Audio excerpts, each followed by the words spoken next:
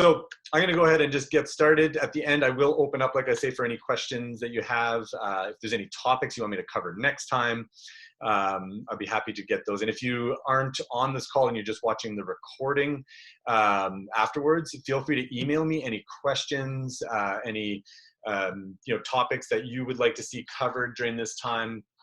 I'm happy to accommodate what I can. For those of you who are wondering what my nice pink drink is here, it's actually a very healthy drink. It's called Fasting Days, one of the products that we carry. I've been researching intermittent fasting for a while, and that might be a topic. I'm sure I'll cover that at some point. Intermittent fasting is a really cool,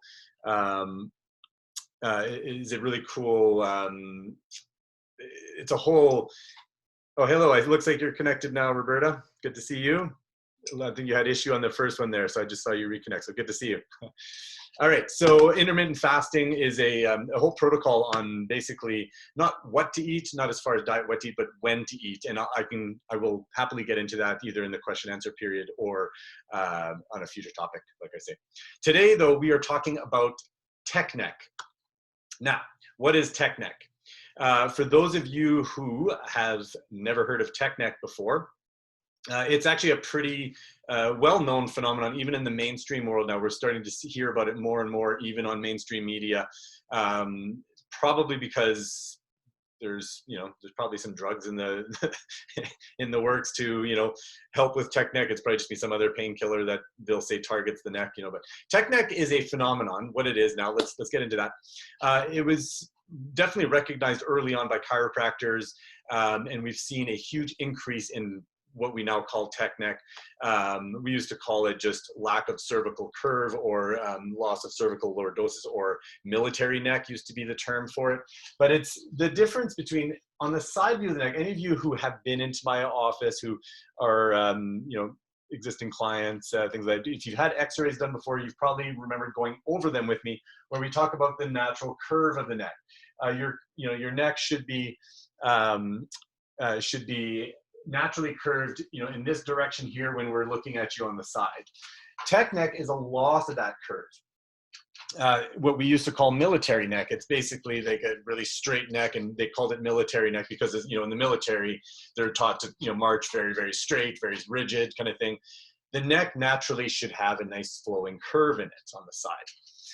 The reason that's important is that your brain, as we know, needs to communicate with every single cell, tissue, and organ in our body. And that's a big part of what, chiropractic is all about, of course. And, what I do with the adjustments that I do in the spine are designed to help release any blockages in from the spine being out of its normal alignment.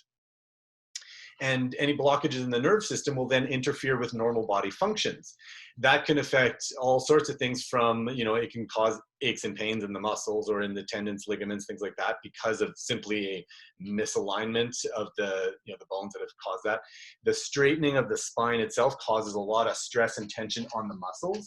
Your head is naturally designed to be level with, your ears should be back, just above your shoulders. It should be a nice straight line looking from the side.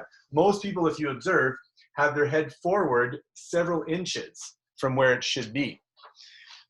When you think about your head, you've got this 10-pound, basically the weight of a 10-pin bowling ball on your, that your head is, that's the weight of your head, right? It's sitting on this little 3-ounce bone called your atlas. Your atlas, you've probably heard that if you know me before, if you've been to see me before, I'm sure you've heard a lot about your atlas, because that's a primary focus in my practice. The technique that I use is, one of the techniques that I focus on is called upper cervical specific, which is designed to focus on the top 2 bones of the neck. They play a vital role in overall alignment of the spine, mainly because that's where everything stems. Your brain stem literally sits, the bottom part of your brain stem, where your brain becomes your spinal cord. That bottom part of it, the transition point, actually sits partially in your atlas vertebrae, that top bone. So when that one shifts out in any positioning, and it goes in 3 dimensions, right? So that's one of the reasons why I choose to take x-rays in my office if there's any any possible misalignments up there that we're seeing in the, you know, the computer scans that we do measuring interference in the nerve system, stuff like that. I like to see x-rays there so I can get a really clear view as to what's going on. One of the reasons being is that that area up top there is the least stable area of your spine. It's usually the first area that can go out. Mechanically, your spine, all the way from the bottom, the base of your spine where your sacrum is, that triangular bone at the base of your spine that your pelvis hooks onto, those, you know, your hip bones basically, right? The base of your spine all the way up to the third bone in the neck down, so all the way up to there, has little bony locks in it. It limits the amount of motion that's available in each individual vertebrae, each individual bone. The top two bones, however, those two are only held together by muscles and ligaments. So therefore, you know, laws of physics tell us when you have increased mobility in a system. So the reason those two bones are only held together by muscles and ligaments, that's where the majority of the motion comes from in our spine, in our neck especially.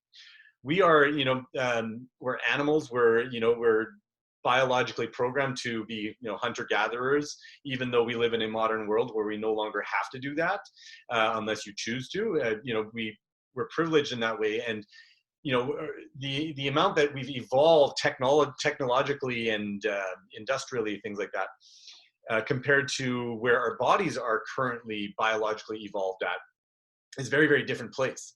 And we have greatly disconnected ourselves from the natural world, which is crucial and necessary for our beings, our physical bodies to thrive in. You know, our bodies can survive without nature, but we're finding out more and more with research that it can absolutely not thrive unless you are regularly connecting with the natural world. We are animals, just like any other animal species out there. We are part of nature, just like anything else. We somehow, though, in modern world, we found ourselves to disconnect because of, I think, is probably my theory, is that probably once we developed a consciousness, we started to see ourselves as separately from other beings, from the trees, from the animals, from the rocks, from the whatever. Meanwhile, quantum physics, we're coming right back around to the old beliefs of the First Nations people, of the, you know, Aboriginal tribes around the world, you know, all the original settlers and their ways, or not the original set, but the original inhabitants of all these parts of the world. They all knew this stuff well before any modern people, you know, started talking about it, but we've kind of lost this. And now we're coming back with quantum physics, finding out that the only difference between me and you know, I've got here, where is it?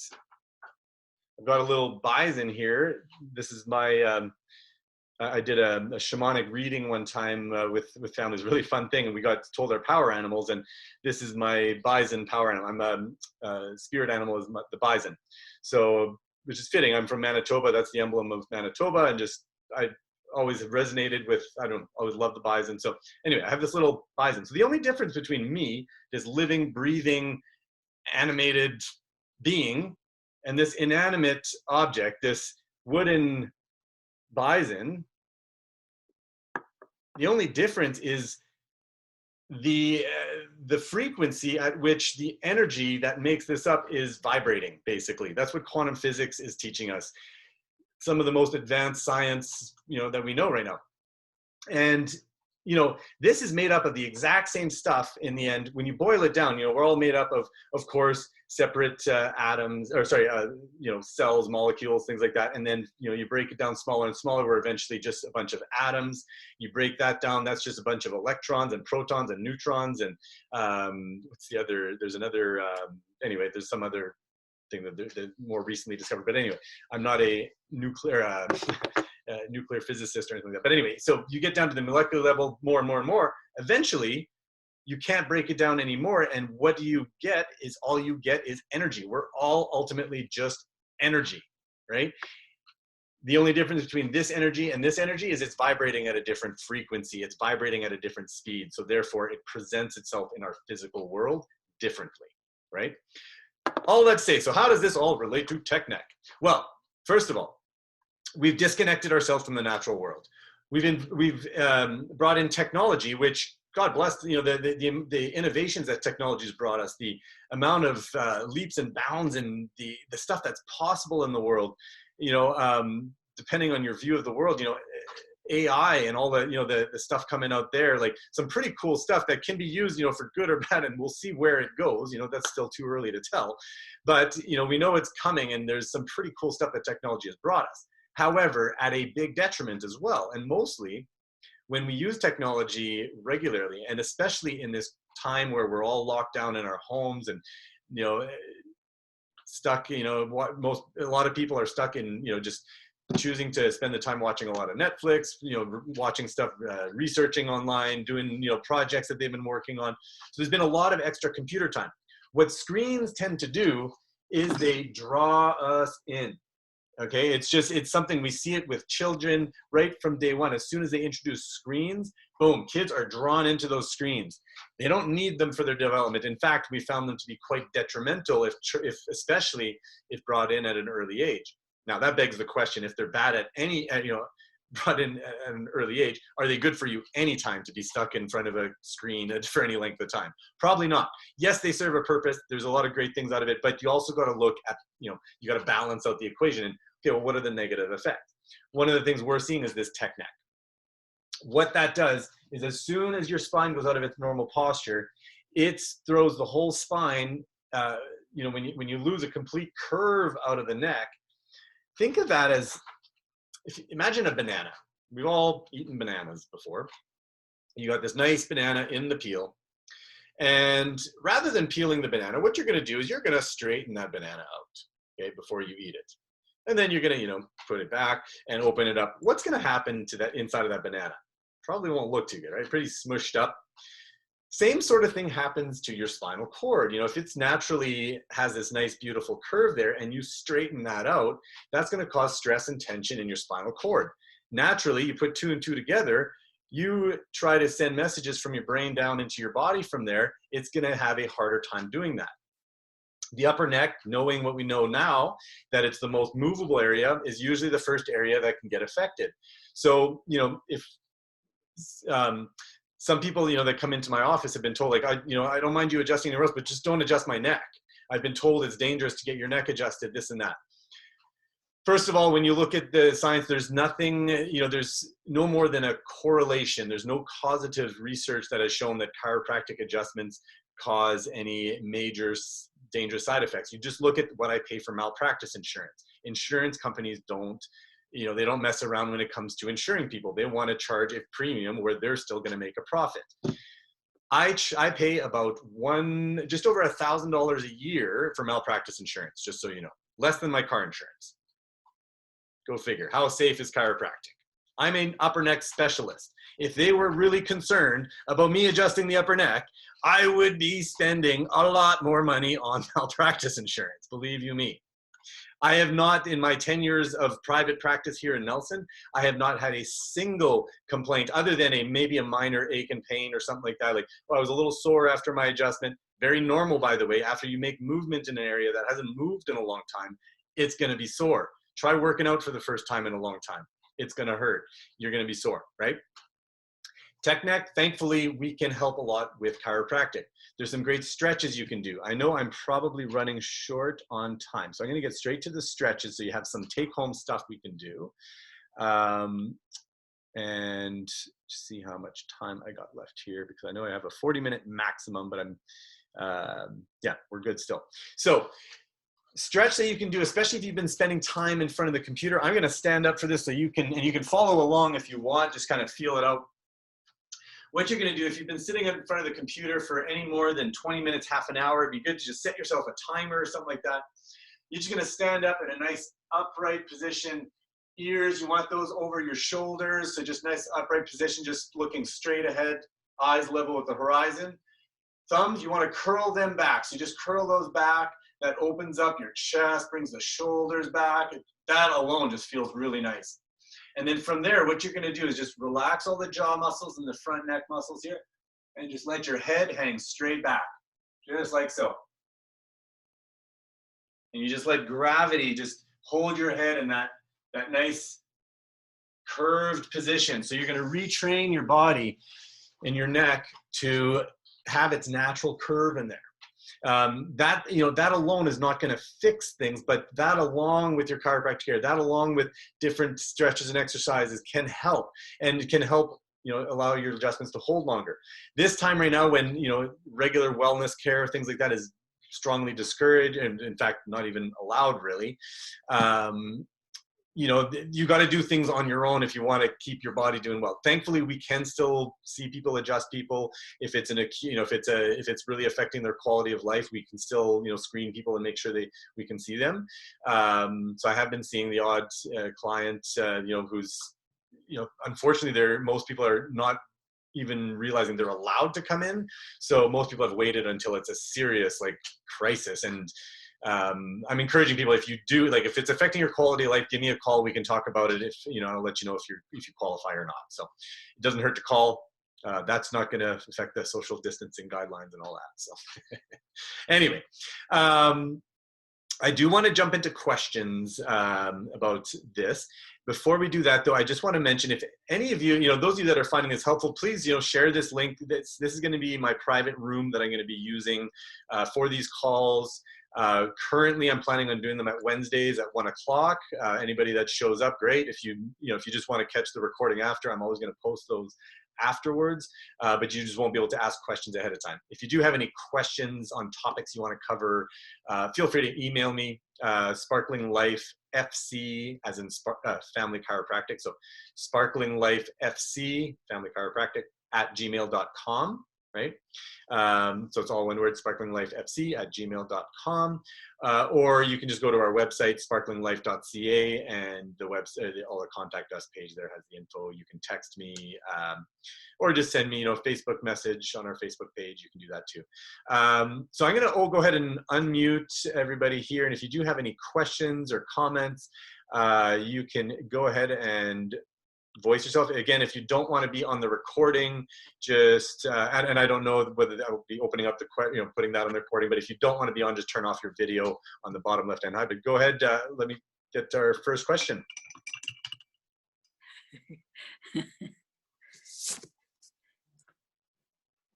Well, you mentioned, it's Margot here. Hey, Margot. And you mentioned the top of the spine being connected to the bottom of the spine. And I still have that issue. So how do I open up the bottom of the spine or release the tension from the bottom so it's not traveling up to my neck? Great question. Thanks for asking that, Margot. So, I mean, obviously the whole spine is important, and other areas can get stuck, of course, even though they're more limited in movement, they absolutely can get stuck and do get stuck. And, we do adjust more than just the upper neck, of course, but that's just an area that I have chosen to focus on because of the importance when it comes to the nerve system. And I found also that in a lot of cases from clinical experience and practice over the last 10 years is that by focusing on the upper neck, and in a lot of cases I've just experimented with, let's just start with only adjusting the upper neck, we'll actually get effects, throughout the rest of the spine. But to answer your question though, Margot, there's a lot of great stretches, exercises, different things you can do for other parts of the spine. A lot of great stuff, a lot of great resources online. Yoga is something that a lot of people love to use. So just finding a little yoga video that maybe that focuses on the lower spine, because you can, if you just, the nice thing about the technology age, then, is you just send in, in your search engine, whatever you Google or wherever you're using, yoga for lower back pain, and then you'll probably find a good 10-15 minute video that really focuses on some yoga stretches and poses to do that. One of the things that brings up an interesting and a great point, Margot, I meant to mention before is, so these are going to be, just free sessions that I'm going to be doing. Anybody that wants to join or catch the recording, I'll be posting these up. I'm launching a podcast soon, which I'll be getting into interviews with a lot of great experts in the field of a lot of different things. So I'll be letting everybody know, of course, once I launch that. The other thing that I'm doing is, especially during these times, since I'm not seeing so many people in the office, is I'm offering anybody that wants some one-on-one health coaching. If you want to take your health and not just maintain it during this time, but actually make some steps towards better health, better function. Even though you're not able to come in and do the nerve system care through the adjustments, there's a lot of other things that we can work on to help you achieve that next level of health. So if you are interested in some level of coaching in that way, I've got a multiple different pricing that we can do, as little as $50 a month for some form of, for like the light version of the coaching, where you'll get unlimited email access with me, questions, concerns, stuff like that. We'll get on a call, twice a month, I should say, things like that. Just a quick, 15-minute to half-hour check-in call if you have any questions, and things you want to work out. So that is something I'm offering. Just message me privately if you're interested in that. Otherwise, next question. And thank you, Margot, for asking that great question. And did that answer your question, first of all? Yeah, well, it got me started. Okay. Again, yoga is one. I'll probably have to get some more coaching here. Totally. And again, that's where we can, if you wanted to, we can spend the time and work on some one-on-one stretches based on your concerns, your primary concern. But in general, the general answer to that question is, if you just want to do your own, do the free thing, just go Google online the area that's bugging you and a particular thing that you might be inclined to do. So some people it's Pilates, some people it's yoga, some people it's just, I just want to be told some stretches. I don't want no fancy name to them. Just give me the low back stretch, give me the muscle stretch, whatever.